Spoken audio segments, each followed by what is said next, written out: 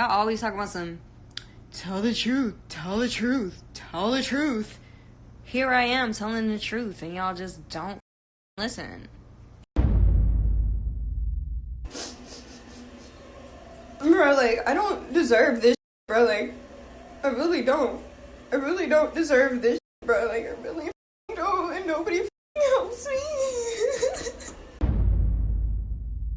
So first off, I'm gonna just start off saying it straight up like this. I believe that X used to beat Geneva.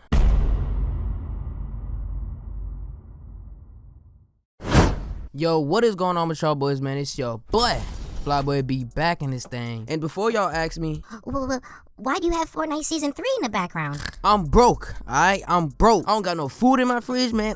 I can't eat, so don't question me, alright? Wait, but Fortnite's free. Didn't I say don't question me?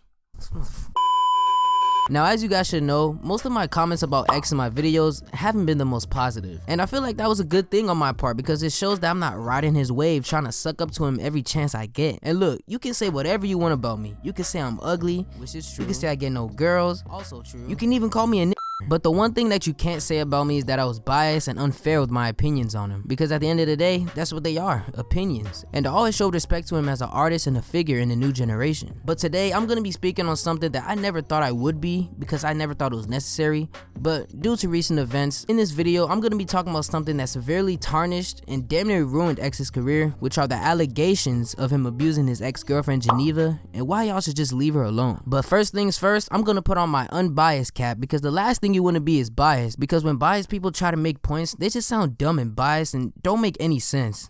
Oh yeah, and did I mention that they're biased? And I don't want to see those comments talking about some, let him rest, or he's not here to defend himself, or even, just leave it in the past. Like for real, those comments are so dumb and just don't make any sense. So pretty much what y'all saying is that if somebody dies, we can't talk about them. He's still a very relevant topic in hip hop. This was a big part of his career blowing up. With Geneva being in the Heart Eater video, it brings the topic up again. I could probably shed some light and enlighten some people on stuff that they didn't know. And this whole situation is something that I feel like is very misunderstood in the community. And I also just want to get my opinion out there. So first off, I'm gonna just start off saying it straight up like this. I believe that X used to beat Geneva. The thing that confirmed this to me was the audio that was released by Pitchfork where X confesses his abuse. The 27-minute audio that was released by Pitchfork is where X, DJ Sunny, also known as Sunny for Sean, and Kinslow for members only. Oh yeah, update. Apparently the guy that was in the audio wasn't Kinslow, so I guess it was just some random dude.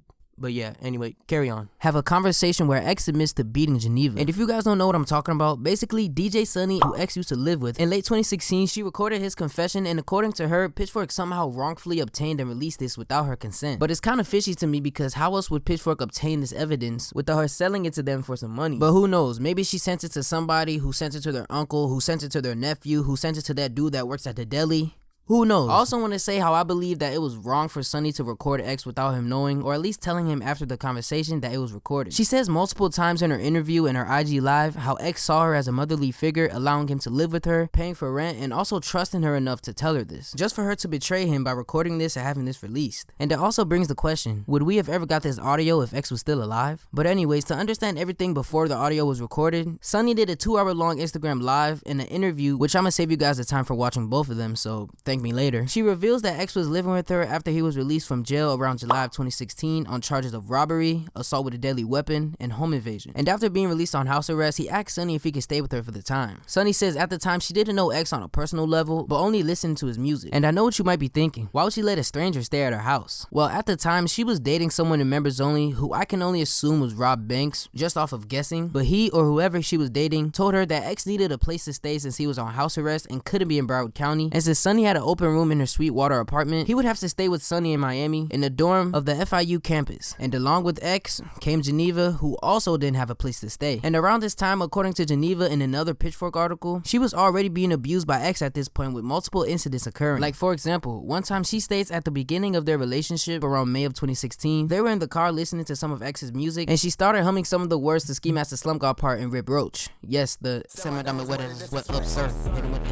yes, that part. X went dead silent in the car, and when they went home, he took her into the bathroom where he headbutted, stomped, kicked, and punched her, and even threatened to cut her tongue out for singing along to Ski's part. Yikes. Another incident she describes is when she complimented a friend of X on his jewelry. Apparently, X became jealous and angry, and later that day, he asked her to choose between a barbecue cleaner and a barbecue pitchfork to put inside of her. And I'm sorry, I know this is a serious situation, but it was so funny to me because she actually chose one. Like, what? But he never went through with it because according to her, after sliding the pitchfork on her inner thigh, she fainted. And after this incident, many other would occur. And these were all her reports to the Miami-Dade County State Attorney's Office. But to continue with Sunny's story, in July, X and Geneva would move in, and she got bad vibes from them almost immediately, seeing bruises on Geneva's legs and seeing how X would mentally and emotionally control her. She also talks about the time when Geneva came up to her telling that X would beat on her while she wasn't at the house, and how Geneva would also throw punches back, showing that the abuse wasn't one-sided, but it was just an abusive relationship as a whole. And one thing that people love to say is, if Geneva really went through all of this, why didn't she just leave? Yeah, exactly, liar. Wait, hold up, calm down, and there are a few reasons. 1, Geneva was broke and couldn't afford a place to stay. 2, she couldn't stay with anybody else. And 3, and I know this might sound weird, but she was madly in love with X. There's a lot of confusion about why Geneva didn't leave, but then it's the same with every other abusive relationship. Why don't y'all say that to all the other women and men that are being domestically abused? It just isn't that simple to just up and leave. People have different reasons of why they stay in the relationship, and you have to be in their shoes to truly understand what they're going through. But yeah, I know I'm getting off track, but anyways, a few days after moving in with Sunny, one night X went on a balcony with Geneva, and this is when he began dangling from the balcony of the apartment, attempting suicide, which keep in mind is on the 12th floor. Sunny says Geneva began holding on to him, calling for her, and as Sunny is holding on to both of them, she calls for someone else who she describes as a big 6'4", 270-pound ass black nigga who pulls all of them up and back in the crib. And this is when the audio was recorded, where X talks about his relationship with Geneva and his life in general. And while I do believe that Sunny is a big part of this whole situation, and I actually do believe her, I don't think she was right for recording X. Sunny tries to justify her recording by saying that she believed that X was going to kill Geneva and wanted to use this as proof or evidence, but I still feel kind of iffy about it. But anyways, in the audio, this is what he says. Sure enough, I get out. I found out that ugly ass raw, soft ass raw that I beat up all the time. Hit that. Right? So you know what I do initially? Cause I used to fuck her up, bro. I used to fuck her up, bro. You know what I did? I ain't touch her. I forgave her. I forgave her off her, but I just wanted the truth. And look, this might not even be proof to y'all, but this is all the proof that I needed. One thing that people point out from the audio is that X said, I didn't touch her, but y'all aren't listening to what he said, so let me play the whole thing again. Sure enough, I get out. I found out that ugly ass raw, soft ass raw that I beat up all the time. Hit that. Right? So you know what I do initially? Cause I used to fuck her up, bro. I You know what I did? I ain't touch her. I forgave her. He said in that situation he didn't touch her when he found out that she cheated on him with Rob or whatever, but before he would touch her, meaning he would beat her. And y'all know all the delusional X fans, they just can't accept that their Lord and Savior was just like every other person on this planet and lied. What X? He would never lie. But it's like, believe it or not, and even the greatest rapper of all time said it himself, men lie, women lie, but receipts don't. People also like to say when X said he effed her up, he meant mentally and not physically. While it is true that he did F her up mentally and emotionally, why didn't he say that in the recording after saying he effed her up multiple times? Because in the traditional sense of the saying, I effed blank up, that means to beat someone up. So why didn't he clear it up by saying, oh, mentally or emotionally? And after talking about how he effed her up, he connects that to stabbing 8 people in Deerfield Beach, Florida. Also saying that she was scared of him, knowing what he could do to her physically. What y'all not understanding? Nobody's understanding. I put my source of happiness in another person, which was a mistake initially, right? But she fell through on every occasion until now. Until I started fucking her up, bro. But I started fucking her up because she made one mistake, and then from there, the whole cycle went down. Now she's scared. That girl is scared for her life, which I understand. Because some of you seen me, you know what I do to people. Will know, all of them boys know. It's on fucking New Times. I'm on New Times for stabbing how many people they put in the news. They said 3, it was 8. In Deerfield. And one part of the audio that confirms Sunny's story to be true is where X mentions jumping off of something, which connects with Sunny's story, so it really does check her story out to be true. I'm telling you to your face, you're gonna go through the same exact. You're not gonna jump off a cliff, though. I'm just crazy for that shit. Some of you guys might be thinking, why do you believe these people? The main reason why I believe Sonny and Geneva is because with X being dead, there is no point of lying on him. It's not like they're gonna take his corpse from his casket or whatever and put it in a jail cell, and they literally can't gain anything from lying on him. They wouldn't gain any clout. They would only gain more and more hate. And it's not like they're hating on X, saying that he was a horrible person, because they both still describe him as a great person but violent. And that's why I believe them now more than ever. And look, I'm not no lie detector, body language examiner or whatever. Shout out Derek. But you can easily tell that they're telling the truth. You can hear the shakiness in Sunny's voice when she tells her truth on the IG live. And she also really gets emotional, damn near crying during the whole live. It's really nerve-wracking to tell you this story, that's why I'm kind of cracking. And she, like, her legs were kind of bruised up. But I didn't want to say nothing to her because I didn't know Geneva at the time, bro. Like, she was just a stranger. She was his girlfriend. So I wanted him to be comfortable in my house because I knew him. I didn't know her. And I was like, that's why I really didn't want them to stay with me, because I was like, bro, like, what the fuck? They called me, bro. My sister called me. And she's like, Amber, bro, I'm about to cry because this shit is too crazy for me. She's like, I had a dream about a snake in the door, Amber. She's like, it's a warning dream. And mommy told me it's not good. You got somebody around you that's not good.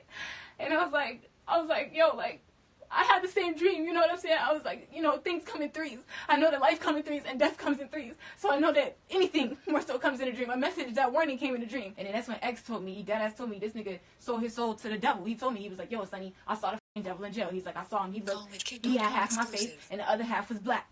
And I was like, yo, like, that's an energy. I was like, that's a spirit that you need to get off your chest. I was like, you need to get that off of you because it's following you. I was like, and it's holding you down. I was like, y'all too good for this. I was like, you just got out of jail and you in here beating on her. I was like, and y'all claiming y'all love each other, but this, how? I was like, when y'all beating on each other. You know what I'm saying? Like, that I was like, how is this love? Like, how? And also in her interview on the For the Culture podcast, she has normal body language and eye contact of someone who's telling the truth. And she's consistently stick with the same story, contrary to liars who, when they tell a story, they would always switch up something like every time. Like, for example, a liar would say, oh, I was walking down the street and I had black shoes. And then the next day they will say, I was walking down the street and I had white shoes. Like, which shoes did you have? Did you have on mismatch, my nigga? And the same goes for Geneva, because she stuck with the same exact story for the past 3 years. And I also believe that X was telling his truth in the audio, because in the audio he was constantly laughing at stuff that wasn't even funny, and this shows signs of nervousness and contempt. Many people do this when they try to take the seriousness away from the whole situation. Look how fast I f***ed that up because I couldn't control my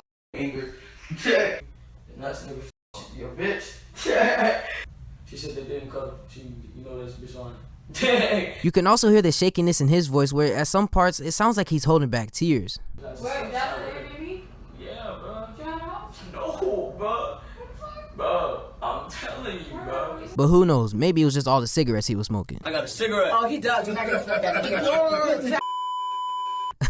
But contrary to what I'm saying, if you still don't believe Geneva, I completely understand, because before I was just like some of you. Back in 2017 when I was like 13 or whatever, I was like, F Geneva, stupid ass hoe. She capping on my boy X. Why won't she just tell the truth? You know, typical things that an XD writer would say. But after doing further digging into this situation and becoming less naive, I started to understand and believe her with some parts of her stories. Reasons why I didn't believe her, and probably why some of you don't, is because one of the main claims that were used against X was that he was beating on a pregnant woman, which was false because she was never pregnant. You can see the examination of the pregnancy test right here, and it says negative. And this was around the time that X was arrested in October 2016 for that charge, and she never mentioned the baby ever since. She also has a history of scamming people, like when the time she had a GoFundMe that reached well over the required amount for her eye surgery, she never updated the fans on the surgery, and it looked like she just ran off with the money. So I can understand if some of y'all still don't believe Geneva for anything, but I personally believe that with X being dead, if she was lying about the abuse, there will be no point to anymore, and there's no reason to make her life a living hell. And then finally, the infamous incident that led to X's arrest of October 5th or October 6th, I don't know, because the dates are kind of misconstrued. These graphic and horrific pictures were taken by Sunny, and I feel like this checks out her story even more. And if you guys don't want to see this type of stuff, you're gonna have to close your eyes or something, my guy. I don't know. To explain Geneva's purple eyes, X says that he got some girls to jump her for cheating on him with Rob while he was in prison. And this story would make sense if he had someone to back up his story. Like, look, Geneva and Sunny's stories both align, with them both citing the Sweetwater apartment as the location of the abuse. Friends of Geneva are stepping up for her also. And correct me if I'm wrong, but I don't remember any of X's friends denying the abuse. I mean, if I had a friend and he was being falsely accused about something, I would try to stand up for him. But if those allegations were true, I wouldn't really say nothing either. X didn't have anyone to validate his claims, or at least have any of the girls that he had jump her to come out. So it's just so hard for me to believe him. And another thing that people love to point out are the jail phone calls. Geneva my homeboy. She's using you guys for money. She's still my homeboy. I'm in jail. She tried to bribe me for $3,000 and tried to bribe my mother and my family and my peoples for $3,000. We gave her $5,000 on GoFundMe. If you want to go check it, my homeboy Lil Kill sent that to her motherfucking GoFundMe. Stop believing the motherfucking rumors. I did not beat that. She got jumped. Bye. In the calls, he denies everything and sticks to the same story that the girls jumped her, but of course he would. You gotta remember, these calls were from a jail phone, and at the beginning of every call, it said that these calls were recorded. And as we all know, X wasn't a dumb person. I mean, he knows 2 + 2, so why would he admit what he did on a jail phone knowing that the calls were recorded? And shit, the guards are probably listening to every conversation. But even after all of this, the point isn't to make X look like the villain of everything, because this was his past, and I'm not saying that we should dismiss the past, but the point I'm trying to make is that X was trying to become a better person after this whole situation. He was becoming a much more positive person, and it's evident, like in his vlogs where he would talk to his fans, and even the one vlog where he gave PS4s, clothes, and TVs to a foster home. I mean, what other rapper, scratch that, artist, do you see doing that? And what I believe that X fans should do is not say that, oh, he was innocent, he didn't do anything. Change that from, yes, he was a violent person in his past, but most importantly, he was changing. He was changing to become something better. And this is one thing that X mentioned a lot of times in his interviews and when he would talk to people. He wanted the media to publicize the good things he would do, but all they would put out is the bad. So that's another reason why X was looked at as the bad guy. And I know what some of you guys might be thinking. The reason why he was doing all that good stuff was to take away the attention from the bad stuff that he did. And yes, while I know that you can't erase your past, which in his case wasn't very good, you can only do better for the future. And that's exactly what he was trying to do. He did charity events for different causes, and I always remember during his revenge tour, there will be little segments where he'll motivate the crowd by helping them find a goal or even a reason to live. You see, the way that X grew up was fight now, ask questions later, and that was just his upbringing. And I'm pretty sure as a teen, we all know or knew someone who acted just like that. At the time of all of this happening, he was 18. From his older tweets and music, it's clear that he was just young and mentally disturbed. With songs like Rare Part 1, Skin, King, and many more around that 2015-2016 era, he expresses his emotions and feelings, which at the time were very dark, violent, and melancholy. Even when Ski was asked about X's confession, he pretty much emulated the same thing that I'm saying right now. I mean, my message to people for Ja, his message was like doing better for yourself, creating a better you know what I mean? So we all have past, we all have things that we regret and things that we just want to do better to show people, you know what I mean? So hey, I think his message basically was, if you're doing bad in life, you could always stop yourself and change things about yourself. Look at yourself and change things that you don't like, you know what I mean? That was what he was really big on. So he admitted that he had some skeleton demons? He had some demons, he definitely did, yeah. But, like, you know what I mean? But who doesn't? What X wanted to show people that talked down on him for his abuse was to change the conversation from XXXTentacion, the controversial rapper, to XXXTentacion, the once controversial rapper that changed. And that is what I believe we should take away from this. Now, with that being said, another thing I want to talk about is why y'all should leave Geneva alone. Ever since Geneva went public about the abuse, it's been non-stop hate for some reason. And as if it wasn't bad enough before, after X died, it got even worse. Starting at a memorial for X that took place a few days after he died on June 18th, at the same place that he was killed, Geneva arrived and dropped some things off for him. Fans burnt the items that she brought for him, and one of them even fought Geneva that night. But they took a L. Soon after that, Geneva released a very sad and heart-wrenching video on her IG story. Yo, the fact that they burned my shit, bro, like, that's so disrespectful. Like, how could you guys do that, bro? I don't care how much you guys hate me. Like, why would you guys do that shit? I know a lot of people hate Geneva, but if you were a real X fan, you would know that he still had love for her and how much they both still loved each other. I know it's bizarre to understand, but I would like to describe their relationship as a toxic relationship that was meant to be. They both said how much they love each other on multiple occasions, and I mean, X even said it on his album 17. On my grave, it's on my head. I see your face, I fucking hate that I love you still. As much as I told you, you know what's funny as fuck? Still love this bitch, bro. Yeah, it's crazy as fuck. You gonna find just someone, just like you love your mom, you feel me? Just as much as you love your mom, you gonna find someone that make you feel equivalent. But honestly, like, you feel me? All that, oh, I love you. But, like, do you really? Because I really did. Still do. Literally, like, explaining what happened to my life. Because at the end of the day, I still think Jose is a great person, okay? Let me just say that. I had to find a way around it. I don't want you in jail, Geneva. I love you. Last nigga who was there for me was Jose, and that nigga's gone.